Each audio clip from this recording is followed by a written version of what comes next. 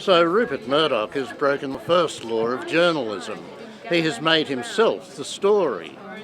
It's meant to be about an election. It's meant to be a contest between Kevin Rudd and Tony Abbott.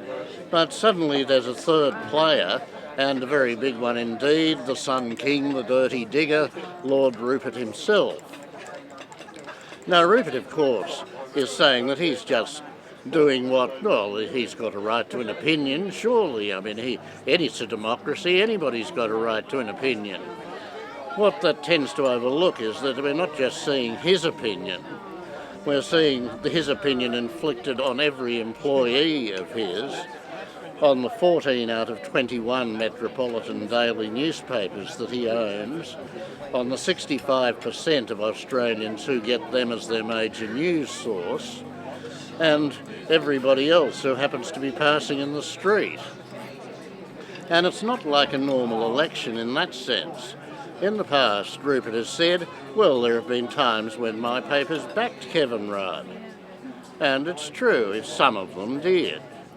In 2007, some of them actually backed Rudd to become Prime Minister, rather than John Howard.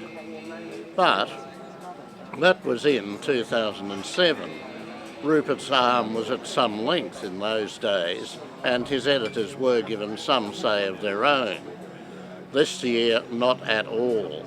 And just to emphasise the point, Rupert has flown his chief enforcer, one Col Allen, in from New York to make sure everybody is towing the line.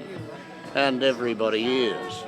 You won't find a diversion opinion anywhere in any News Limited publication between now and September the 7th.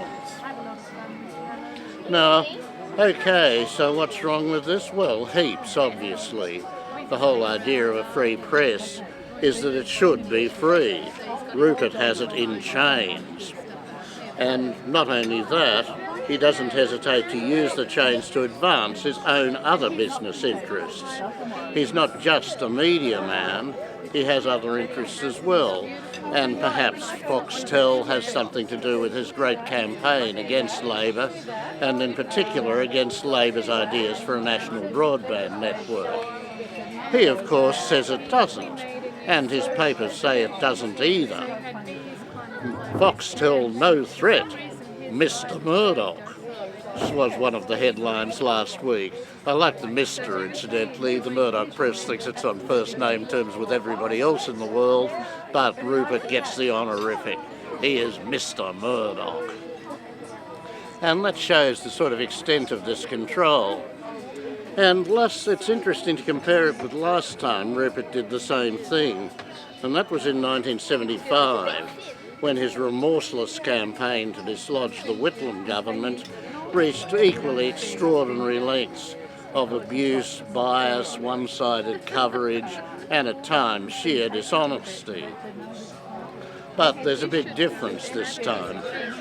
In 1975, some of Rupert's journalists got so fed up at this total lack of ethics exhibited by their proprietor that they actually went on strike.